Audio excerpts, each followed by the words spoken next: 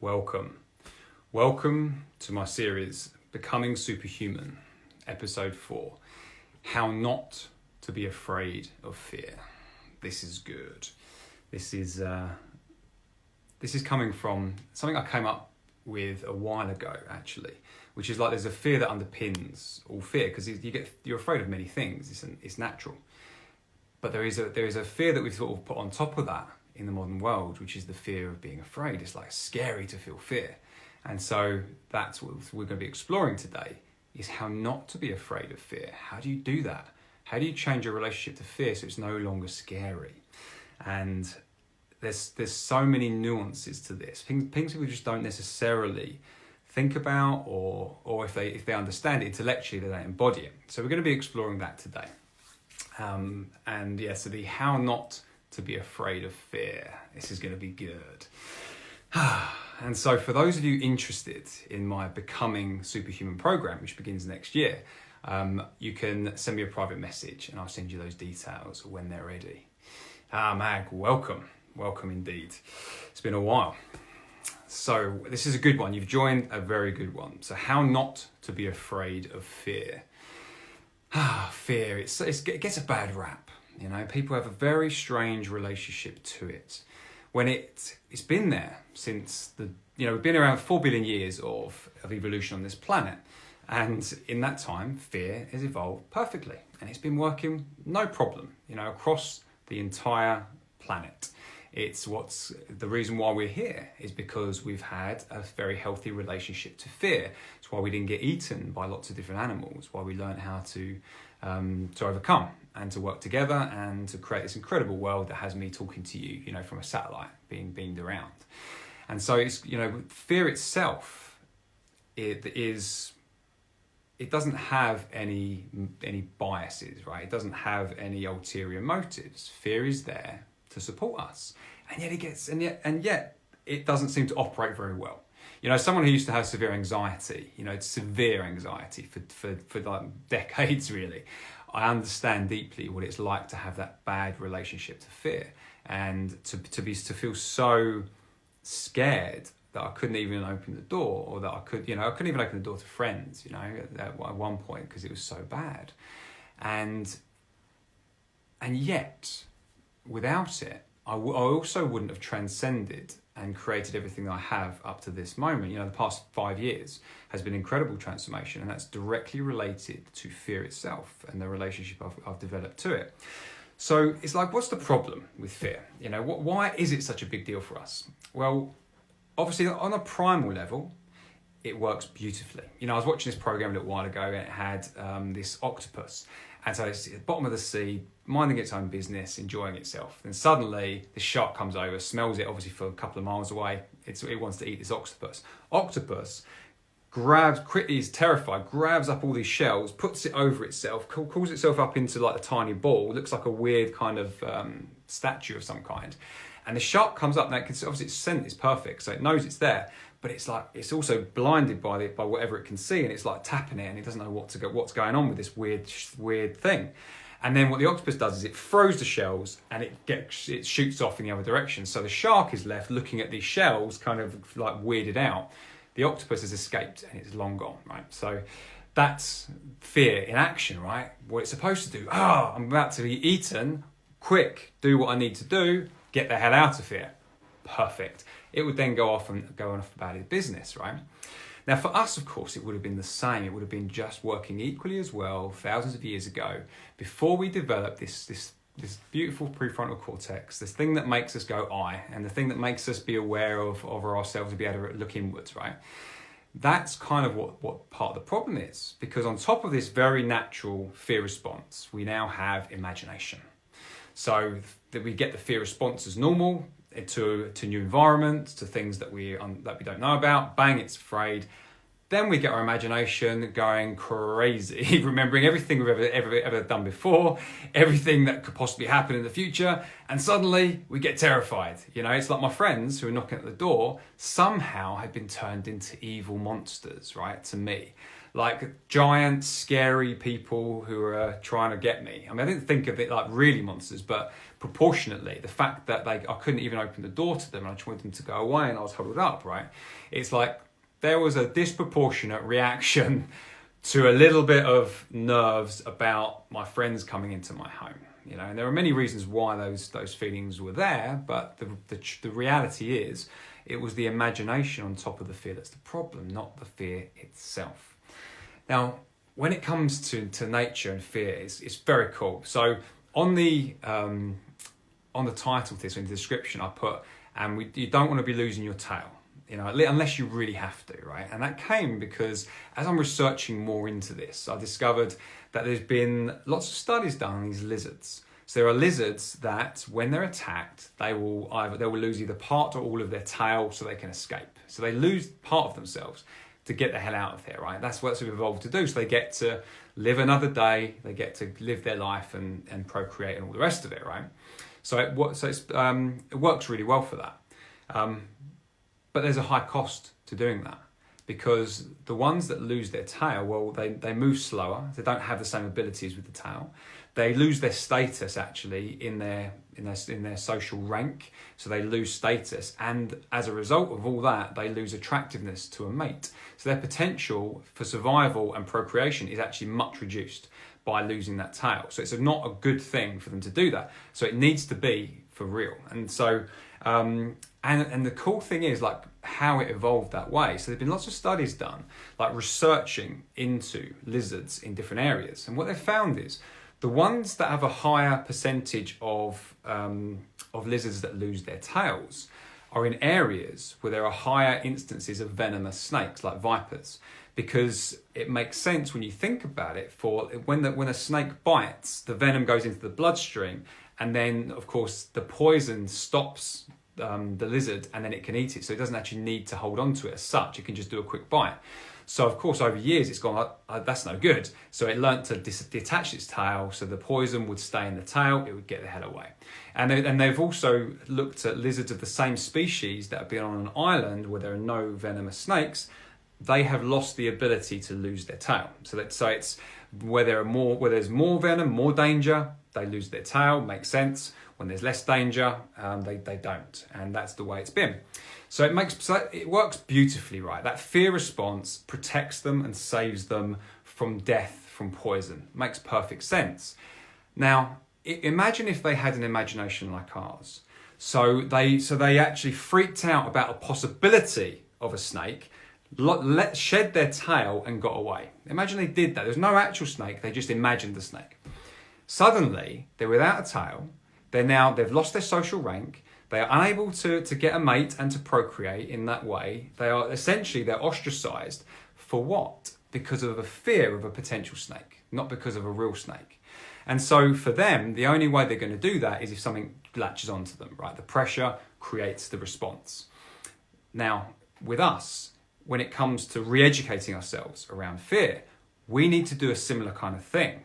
Because the reality was, when I was full of anxiety and I wasn't going out, well, similar thing was occurring, right? My social rank was non-existent. Obviously wasn't able to go out with anybody or have any girlfriends or anything. That was non-existent. So the similar consequences occurred of my loss of social rank, my loss of my future, and all these things. And it caused a whole bunch of stuff, depression, and all kinds of good stuff that happens, when you're living through fear and not using it in the correct way. So instead of that, it's like, be aware of the circumstances that you're in. What is the context proportionate to your fear response? If, for instance, you're frightened of speaking up at work, as an example, so you're in a meeting and you've got something that's worth saying, but you hold back and you're scared because what if you look stupid? What if all this happens? And you feel gripped by fear. That is not necessarily proportionate to the potential consequences, right? The consequences are you say something a little bit silly, someone disagrees with you, and then you learn something about maybe you were wrong. And then you have to learn something, you get better, and maybe next time you say something that's a bit more relevant, as an example.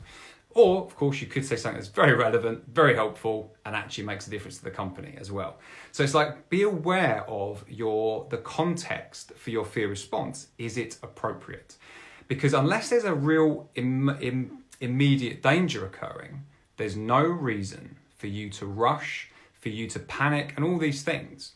And so, as a very simple thing, when you're just be aware of the context and just choose to stay there a little bit longer. Don't follow the urgency. Urgency can be the red flag. Urgency can be the sign to not follow through on what the fear wants you to do. And that can be a way of retraining yourself and transforming your relationship to fear in this way. Is this making sense, by the way? Does this make sense to you when you hear it in this way? And can you see how it's relevant for your life? Post, let me know. It's useful to know what's resonating with you. Even if you watch this on the replay, right? It's important. If you've got any questions about it, by the way, post them. Because, so other people will have the same question and it will be valuable to them, and also helps me communicate this in a better way too by answering your questions. So feel free to ask anything as it occurs to you. Now, for those of you who know about my Becoming Superhuman training next year, it's very cool, and I'm actually building something that's beyond extraordinary, actually, from what I imagined it would be, and I'm opening up applications very soon. So if you are interested in that, send me a private message. I'm collecting details of people, and then when it's ready, I'm going to send it through, and you can look at it and decide if you want to apply. It's going to be epic. So fear itself, you cannot. Oh, hi Nima.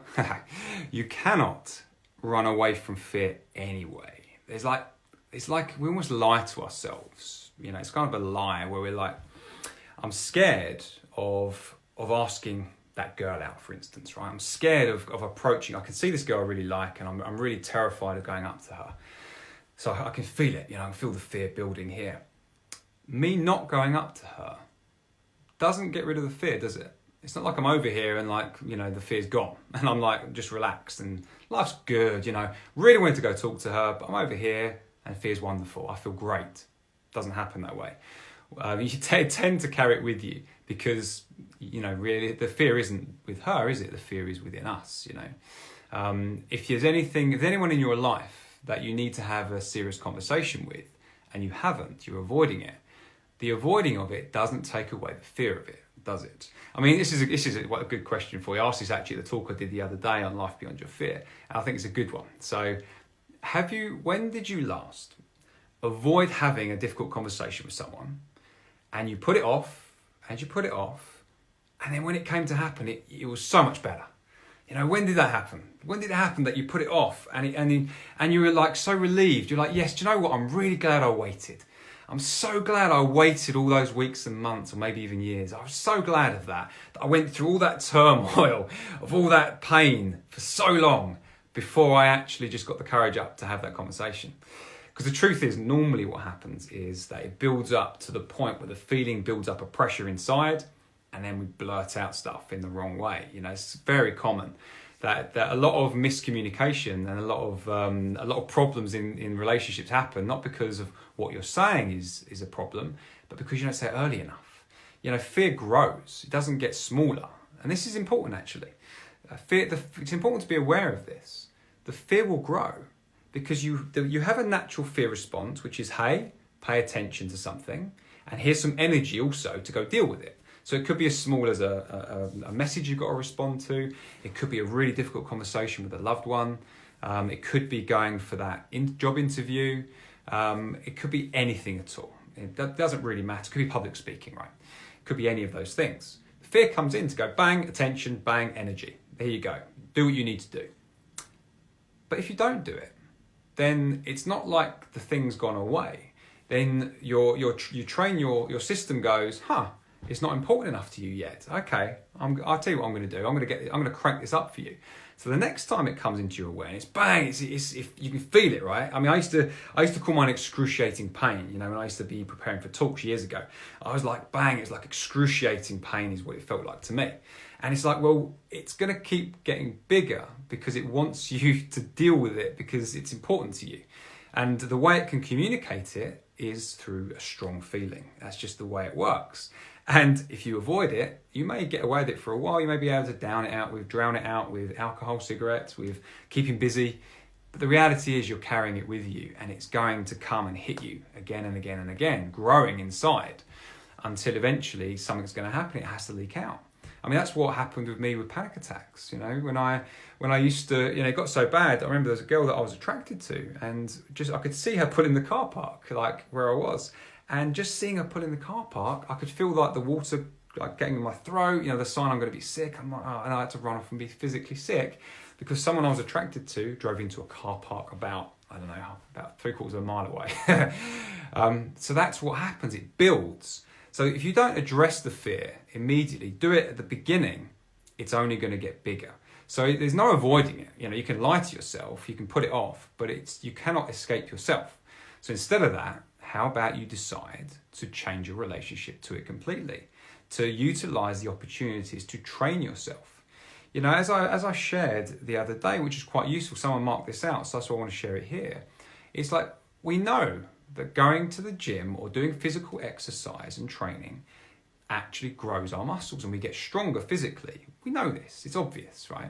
Whether you know the mechanism doing it or not is irrelevant. You know that if you exercise regularly, if you run regularly, you get fitter, you get stronger, you become more capable in the thing that you're training. And yet we don't seem to realize, or at least we forget, that we can apply this to fear and to everything else too.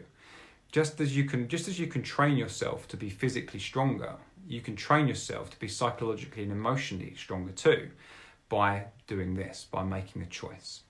So very simply, I like to boil things down into binary choices. Of course, there's more complexity to it, but I like to put it into binary because it just makes it very useful. So essentially, you have two choices when you get scared of something you've got to do.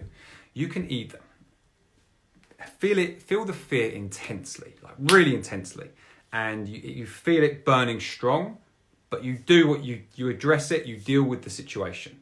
So you feel it strong, and then you accomplish something by doing it, okay? And the feeling will change and grow and disappear. Or you avoid the situation, that you take the intensity will reduce, but you've got a core nucleus of that fear with you. And you carry that with you every day, and you carry that with you into the next situation that's similar. And you're training yourself essentially to avoid that, and then you become a person that avoids things, and you become a person that lets the fear slowly build inside, creating this incredible pressure within that makes sometimes even the most simplest of tasks seem like a lot. You know, the overwhelming. You know, nothing in life is really overwhelming. It's just normally because you've not dealt with something long enough that they've built up to a point where it feels overwhelming. So you have the choice: deal it with intensely and feel the fear intensely for a short burst, or feel it less intensely for a lot longer and start and allowing it to grow inside of you. You know, like taking over you and guiding your actions. That's a simple choice you have. So just remember that the next time you have to do something that scares you, like even now, actually, let's do it right now. What is something that you've got to do that scares you? What a conversation you need to have, a message you need to send, something you want to go for that you're scared to do. What is that? You know it. Yep. It's the first one, by the way. Don't try and change it because there'll be one that immediately came to you. That's the one to deal with. As soon as possible, take a step towards that. Feel the fear intensely, deal with it, and allow yourself to move forward and to change your relationship. Keep doing that, and you change your relationship to fear. And then, of course, when you change your relationship to fear, you change your relationship to life itself. It's a very cool mechanism. So, for those of you who want to not just change their relationship to fear, and want some support with training, with creating something extraordinary, I have my Becoming Superhuman training happening next year. This 4-month intensity is really hotting up. I was talking to an astronaut in training just before this, actually, and she was sharing some of the stuff that she's done through her training. And now there's a new piece that I'm adding into this program based upon what she shared. It's very, very cool. And she shared, now she's like a molecular biologist. She's a pilot. She's done astronaut training, all these cool things. And yet she said this single experience is the one that's changed her the most, that she felt the most different afterwards. And I'm going to bring that into this Superhuman training.